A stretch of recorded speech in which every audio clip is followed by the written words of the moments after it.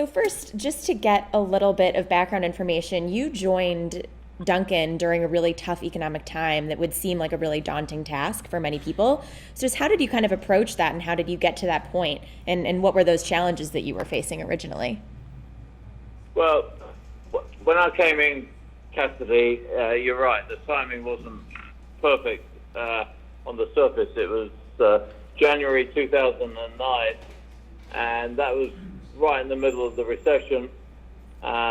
It looked like the whole place was about to collapse, and I think people expected the economic meltdown to continue for some time.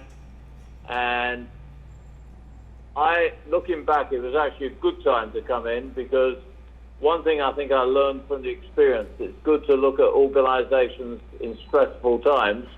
And this was a time when the consumer was under stress, banks were under stress, and as a result of that, two major components of the franchising business were under stress. So the first year, I've often called it, I had 25 microscopes being pointed at our business. So I spent a lot of time looking at franchisees, some of whom were struggling. I'd obviously been bought in because the board, which was then private equity, felt that we could do better. So it gave me the perfect opportunity to get into the P&Ls, to understand what worked in Dunkin and Baskin and didn't work. So in many ways, even though it was a very, very difficult time for everyone in the country and the world probably, it was the perfect time to look at the business and think, how can we do things better?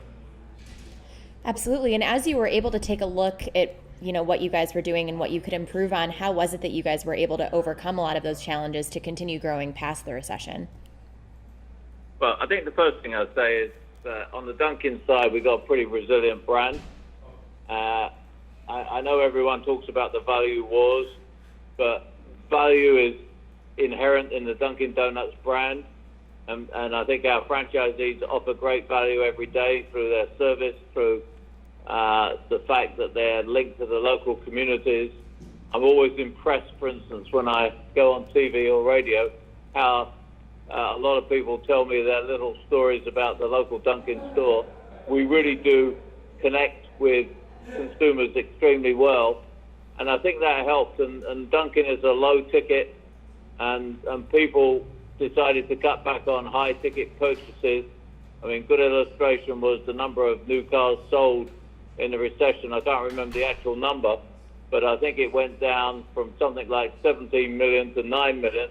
It was certainly a big drop, whereas I think people saw their daily run to Dunkin', or in some people's cases, multiple daily runs to Dunkin', as a very low expenditure, where they got great service and great products.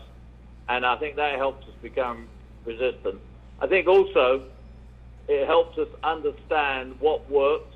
So we did a lot of deep analysis on real estate systems, on the quality of service at our stores, our pricing mechanisms, and most of all, the thing I really focused on was understanding all of our franchise unit economics, what we needed to do.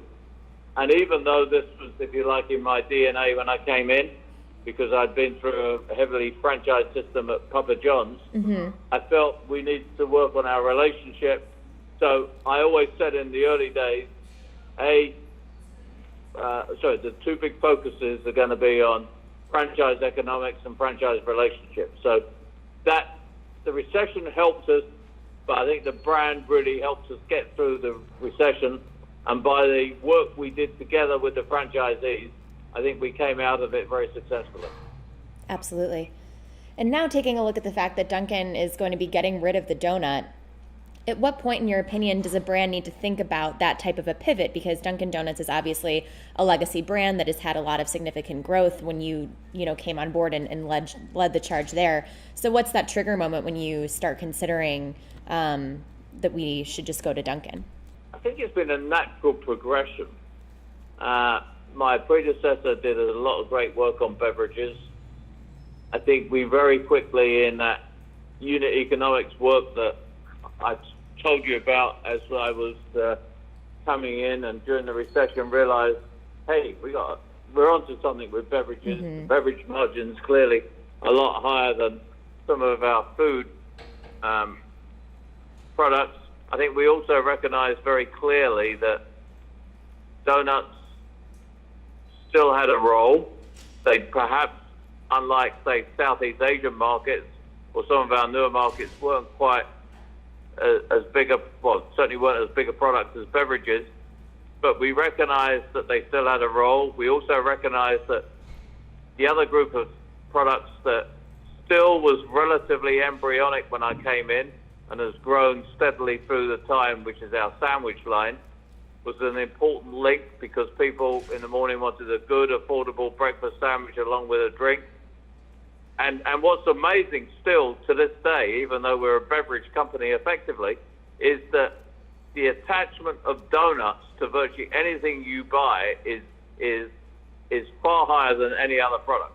Mm-hmm. And it's amazing. Even if you buy one donut, the highest attachment to one donut is another donut. So even though we're getting rid of the name and we're moving to Dunkin, which, you know, has been this slow, steady process, and it really captures the fact we're an on-the-go beverage company, or as Dave Hoffman, the CEO now, calls it, delivering coffee, hot and iced coffee fast. I think the donut is still very important, and the donut also helps us do one other thing, and that allows us to be up to date and topical.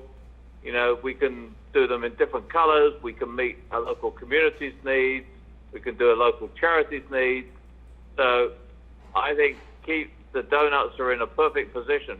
And the fact we're going through this rebranding, actually, I think will help us do the sub-brands in a stronger way. You can do Dunkin' Donuts, you can do Dunkin' Bagels, and so on.